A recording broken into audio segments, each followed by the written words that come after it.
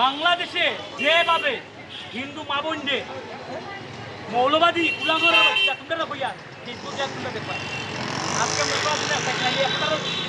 মানে টানি টানি না ওরা সিঁড়ি সিঁড়ি খাইলাম না রক্ত খাইলাম না আজকে আজকে দেখছো তোমরা ট্রেইলার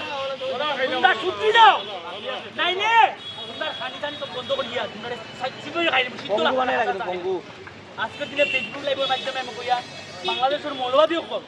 আর হিন্দুকে অত্যাচার করে না আমি বাংলাদেশের হিন্দুরা কইয়ার ওখান বার হয়েছে আন্দোলন লোকে দাঁড়াকো যদি করে করে হাতে হাতে দাঁড়াকো যে সময় আইব নিজে তো মরতায় আজকে বাংলাদেশের মানুষের কইয়া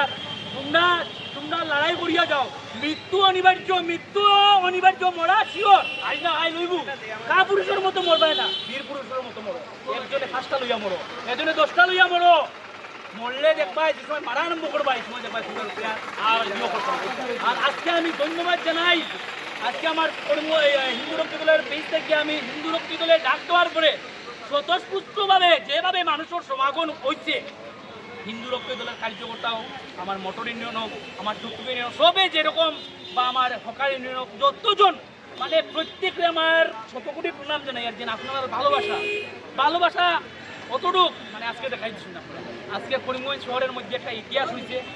আজকে আমি আগামী দিনের লাগে আমি কইয়ার আজকে যারা আমার হিন্দু ভাইরা আইছে যারা আমার ফেসবুক লাইভ নিশ্চয়ই দেখবা আগামী দিনে আমরা সুরক্ষিত করতে হইলে আমরা এরকম এক থাকতে হইব আমরা বাংলাদেশে যদি না হয় এটা লাগে আমরা